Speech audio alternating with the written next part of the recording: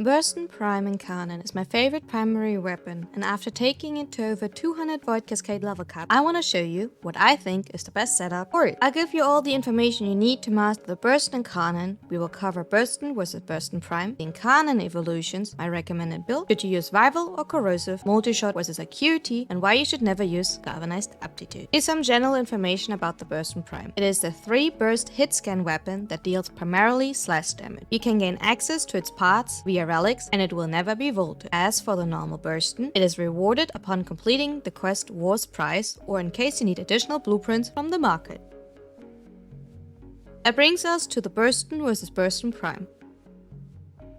The first question we need to answer is which version do we put the Incarnon adapter on? To cut this part short, the Burston Prime is an improvement in every way. There is no hidden feature or surprise stat on the non-Prime that would make you second guess yourself. Overall, the Burston Prime has higher critical chance, critical damage, and status chance. The only thing where the weapon is at a slight disadvantage is the Riven disposition, but not significant enough to even think about it.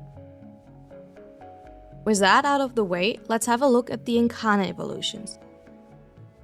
The first evolution unlocks the Incarnon. With that, the weapon transforms into a hit-scan fully automatic rifle dealing heat damage as a direct hit and AoE damage in a 2-meter radius. Important to note is that the AoE portion does not benefit from Multishot. The Incarnon form has increased critical chance, critical damage, and fire rate. For the second evolution, it honestly doesn't matter which one you are choosing, since neither of them are affecting the Incarnon. I would recommend choosing Fortress Salvo. In case it applies, it can help you charge your Incarnon mode faster, since Punch lets you hit the weak points of multiple enemies. When it comes to Evolution 3, it is really your choice. You can choose between Extended Volley, which increases your base magazine capacity, which does not apply to the Incarnon mode, but can be helpful to build up Incarnon charge. Ready Retaliation, on reload from empty, 100% reload speed, allows you to use up your whole magazine without thinking too much. Or Kinetic Battle, minus 50% weapon recall, especially nice if you don't want to rely on primary deadhead, or if you have a plus recall Riven. Lastly, the fourth evolution. I highly recommend Absolute War. You will benefit a lot from the extra 22% critical chance, and don't even think about the other two options. Reverse Rapture does not apply to Incarnon mode and cannot be stacked in it either, and Fatal Affliction is bugged. You will see why when we are talking about Galvanized Aptitude.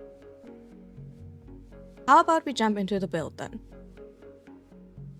This is my current Multishot viral setup with primary data. Let's start with Galvanized Chamber for extra Multishot. Multishot has the advantage that each pallet has its own chance to apply status and crit. Kill the Truth, 80% fire rate and +1 Truth. Kill the Truth is a Burston Prime exclusive mod. But what is Truth? Truth is considered an effect associated with the Arbiter of Hex's Syndicate and is triggered by acquiring 1000 affinity with either a Syndicate weapon or a weapon with a weapon argument mod. Once this requirement is reached, it triggers enemies within 25 meters receive 1000 gas damage and guaranteed status effect. Players recover 25% of their max health and gain 25% wall ledge and aim glide duration, and Parker Velocity for 30 seconds. Parker Velocity is simply a nice bonus if you trigger the Truth, but nothing to overthink. As an alternative, you can use Prime Tread, but keep in mind the Incarnon mode is punch locked and doesn't benefit from punch through. While Acceleration would be the other option, but you are sacrificing base stat. Critical Delay and Vital Sense. These are a must to scale our critical stats. Prime Cryo Rounds and Malignant Force. Together, this will be our Vival. As always, if you don't like this element setup, run what you prefer. If you don't have Prime Cryo Rounds, run normal Cryo Rounds over Rhyme Rounds to increase your damage. Magnetic Capacity. Why Magnetic as an element, you might wonder?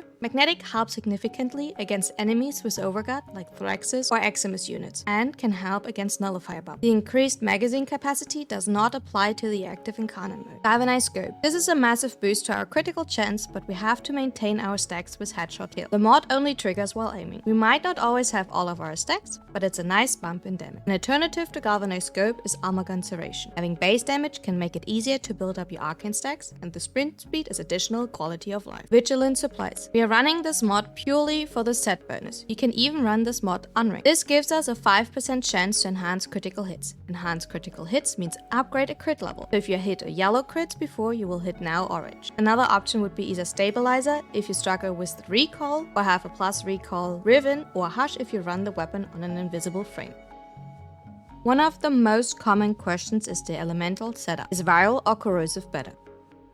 While theoretically there is a defined answer, math cannot lie, sometimes it is a personal preference, but I want to compare both of them here. Applying viral to an enemy increases the damage they take to their health. It makes enemies more vulnerable to damage. You can apply viral with the help of the Subsume Nourish via a primer, your sentinel, or your pet like Panzerwolf Profiler and their unique mod Viral Quartz.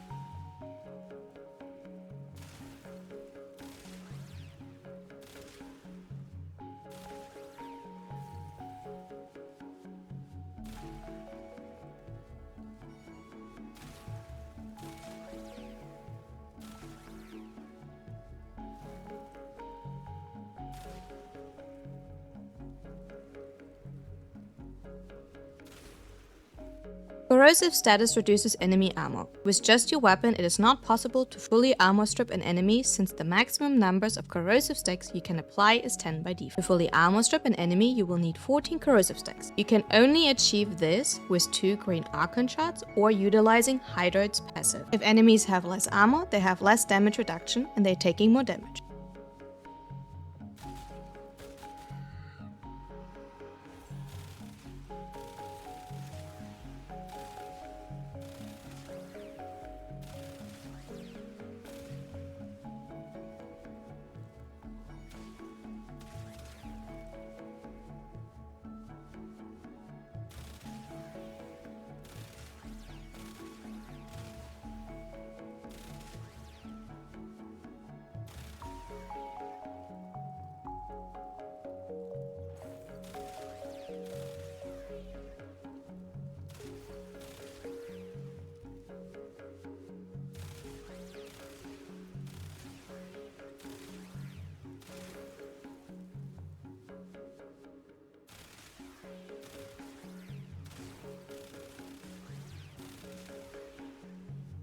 As for my recommendation, if you don't have access to any form of viral, run a viral setup. Assuming your enemies aren't resistant to it, murmurs are saying hello.